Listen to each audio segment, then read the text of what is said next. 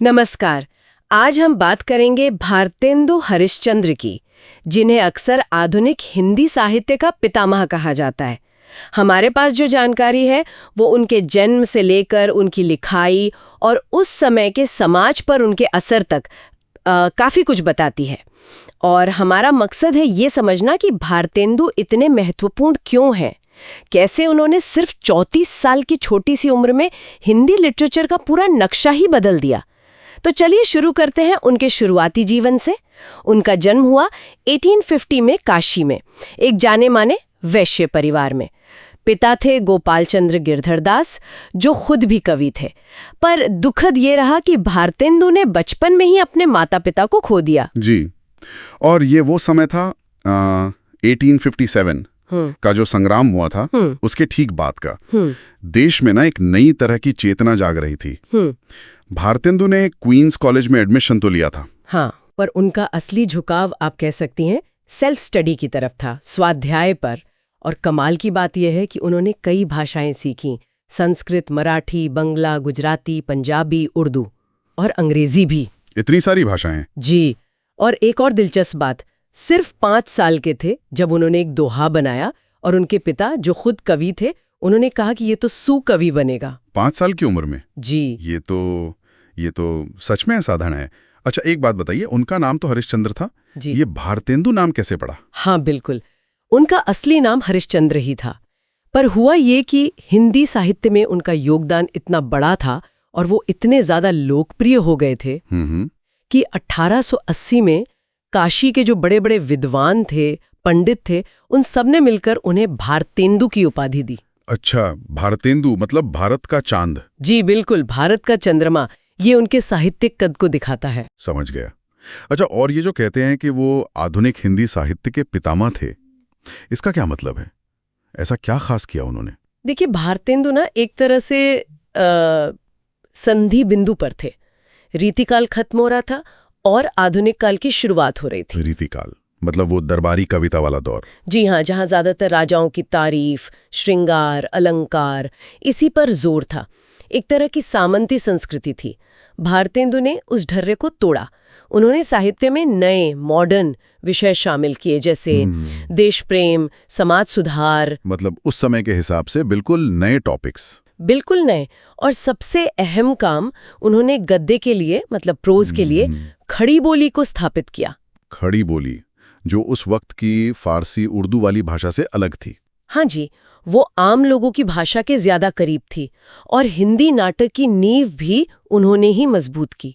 इसीलिए उनके समय को, मतलब मोटा मोटा 1857 से 1900 तक भारतेंदु युग ही कहा जाता है।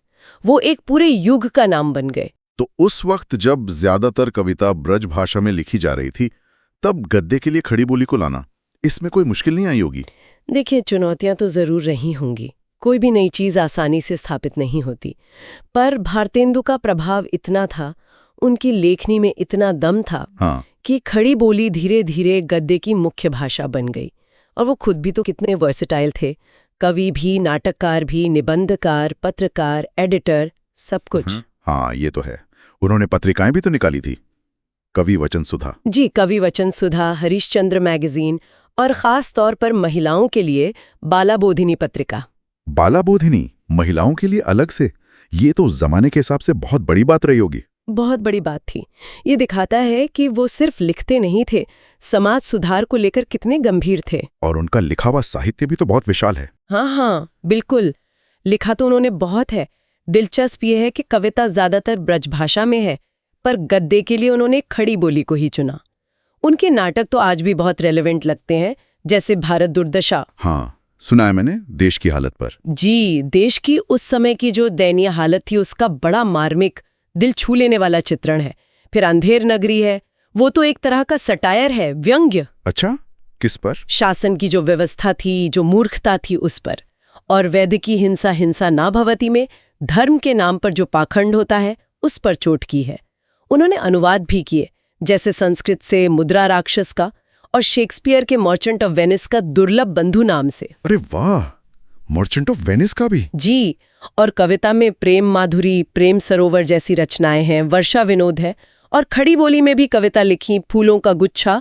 और उनका एक निबंध है भारतवर्षोन्नति कैसे हो सकती है, वो तो बहुत ही महत्वपूर्ण माना जाता है। हाँ, ये बात तो साफ दिखती है कि उनकी रचनाओं में देश प्रेम और समाज सुधार का जो भाव है वो बहुत मजबूत है।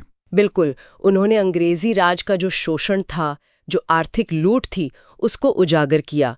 उनकी वो लाइन है ना, सब धन विदेश चली जात। हाँ, मशहूर है ये तो। वो इसी तरफ इशारा करती है।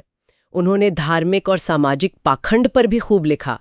समाज सुधार के लिए तो उन्होंने बाकायदा तदीय समाज नाम का एक ग्रुप भी बनाया था। अच्छा, तदीय समाज। जी, और अपनी पत्रिका कवि वचन सुधा में मार्च 1874 में उन्होंने स्वदेशी अपनाने और विदेशी चीजों के बहिष्कार की अपील की थी। सोचिए उस जमाने में। कमाल है। और बाल विवाह, पर्दा प्रथा, इन सब कुरीतियों के खिलाफ भी आवाज उठाई।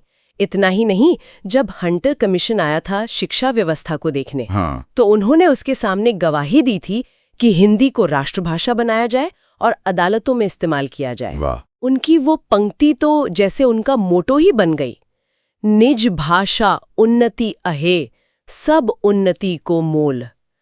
अपनी भाषा की तरक्की ही सारी तरक्की की जड़ है। क्या बात है। अच्छा, एक और बात पता चली उनके बारे में, कहते हैं कि वो दिल के बड़े उदार थे। हाँ, ये बात बिल्कुल सही है। भारतेंदु बहुत उदार थे। उन्होंने साहित्य के कामों में, समाज सेवा में अपनी जो पैतृक संपत्ति थी वो खुले हाथ से लुटाई। ओहो। नतीजा ये हुआ कि जीवन के आखिरी दिनों में वो काफी कर्ज में डूब गए थे, और शायद ये चिंताएं भी एक वजह बनी कि उनका देहांत इतनी कम उम्र में, सिर्फ 34 साल में हो गया। ये तो दुखद है। लेकिन जो काम वो कर गए। हाँ बिल्कुल। संक्षेप में अगर कहें तो भारतेंदु ने अपनी जबरदस्त प्रतिभा और लगन से सिर्फ 34 साल की उम्र में आधुनिक हिंदी भाषा और साहित्य की नींव डाल दी।